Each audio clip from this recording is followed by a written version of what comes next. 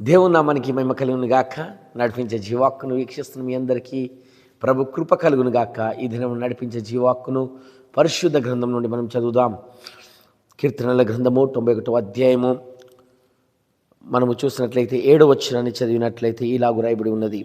నీ పక్కన 1000 మంది పడినను, నీ కుడి పక్క 10,000 మంది కూలినను అపాయము నీ యొద్దకు రాదు. దేవుడి దినమున నడిపించే జీవాక్కుగా పరిశుద్ధాత్మ దేవుడు మీ అందరికీ బయలుపరుస్తున్నటువంటి మాట. నీ పక్కన 1000 మంది పడిపోయినా, నీ కుడి పక్కన 10,000 మంది కూలిపోయినా అపాయముని యుద్ధకు రాదని దేవుడు నీతో మాట్లాడుతూ ఉన్నాడు. దేవుని ప్రియ సంగమా, దేవుని ప్రియ బిడ్డలారా, మీరు దేవుని గురించి అయితే మీరు చింతపడుతున్నారో, ఏ అపాయం గురించి అయితే మీరు బాధపడుతున్నారో, ఏ కీడు వస్తుందని మీరు అనుకుంటున్నారో, దేవుడు ఈ దినం నీతో మాట్లాడుతూ ఉన్నాడు.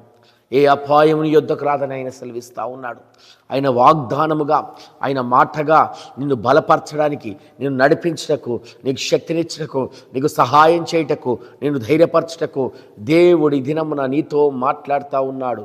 పక్కన 1000 మంది పడిపోయినా, కుడి పక్కన 10,000 మంది కూలిపోయినా ఎటువంటి కీడుని యుద్ధకు రాదని, ఎటువంటి విపత్తుని యుద్ధకు రాదని, ఎటువంటి ఆపదని ఆవరించదని ఈ దినమున పరిశుద్ధాత్మ దేవుడు నీతో మాట్లాడుతూ ఉన్నాడు. దేవుని బిడ్డలారా, అయితే దానికి కావలసింది ఒకటి ఉన్నది, నువ్వు చేయవలసింది ఒకటి ఉన్నది. దేవుని బిడ్డలారా, నువ్వు ఆయన రెక్కల కిందికి నువ్వు రావాలి. ఆ మహోన్నతుని చాటు కిందికి నువ్వు రావాలి. ఆ సర్వశక్తుని నీడలోనికి నువ్వు రావాలి. ఆయన ఆశ్రయంలోకి నువ్వు రావాలి. ఆయన యొక్క కృప కొరకాయి నువ్వు వేడుకోవాలి. ఆయన నువ్వు నమ్ముకోనాలి. ఆయన ఎందుకు విశ్వాసం ఉండి నువ్వు ముందుకు సాగుతున్నట్లయితే, ఆయన పైన విశ్వాసం కలిగి నువ్వు ముందుకు వెళుతున్నట్లయితే, నిజంగా నీ పక్కన 1000 మంది పడిపోయినా, నీ కుడి పక్కన 10,000 మంది కూలిపోయినా అపాయము నిన్ను ఆవరించదు, కీడు నిన్ను నీ దరి చేరదు, దుష్టుడు నిన్ను ముట్టజాలడు.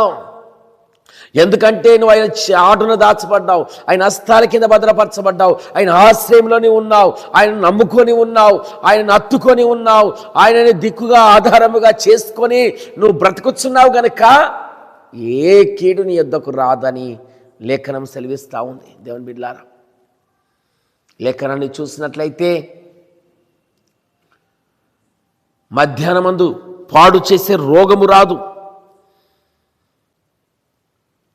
రాత్రి వేళ కలిగే భయము రాదు, తెగుళ్ళు సమీపించదు, కీడు మన యొద్దకు రాదు. ఎందుకంటే ఆయన హస్తాల చేత నేను కప్పుతా ఉన్నాడు, ఆయన హస్తాల కింద నీకు ఆశ్రమిస్తున్నాడు కనుక నిన్ను కాపాడువాడు ఆయనే, నీకు కేడమై ఉండువాడు ఆయనే, నీకు ఆధారమై ఉండువాడు ఆయనే, నేను హస్తాల కింద భద్రపరచువాడు ఆయనే. కోడి తన పిల్లలను ఏ విధంగా తన రెక్కల కింద దాస్తుందో, భద్రపరచుకుంటుందో, హస్తాల కింద కాచుకుంటుందో, ఆ విధముగా ఆయన హస్తముల కింద, ఆయన రెక్కల కింద, ఆయన కాపుదల కింద ప్రభువు నిన్ను దాస్తాడు. ప్రభువు నిన్ను భద్రపరుస్తూ నడిపిస్తాడు.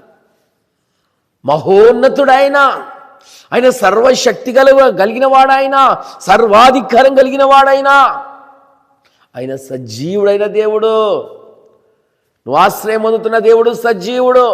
నువ్వు ఆశ్రయిస్తున్నటువంటి దేవుడు నిజమైన దేవుడు. నువ్వు ఆశ్రయిస్తున్నటువంటి దేవుడు సర్వశక్తి కలిగినటువంటి దేవుడు.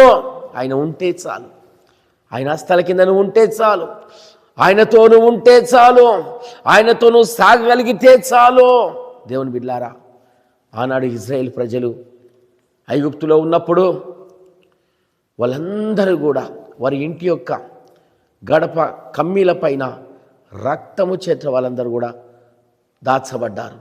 రక్తము వారి ద్వారబంధాల పైన రాయడం వల్ల, పోయడం వల్ల వారందరి కుటుంబాల నుండి మరణము దాటి వెళ్ళిపోయింది.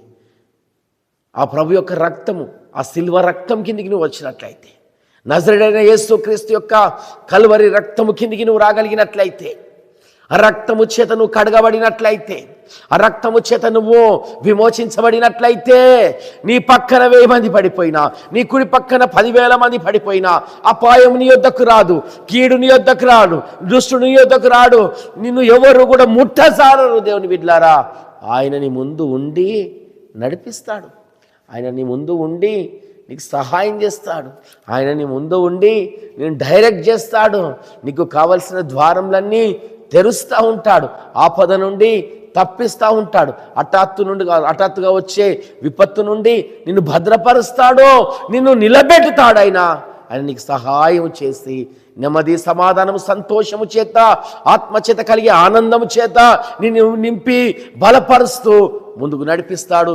కనుక ఈ నడిపించే జీవవాక్కును బట్టి నువ్వు ధైర్యంగా ముందుకు సాగు.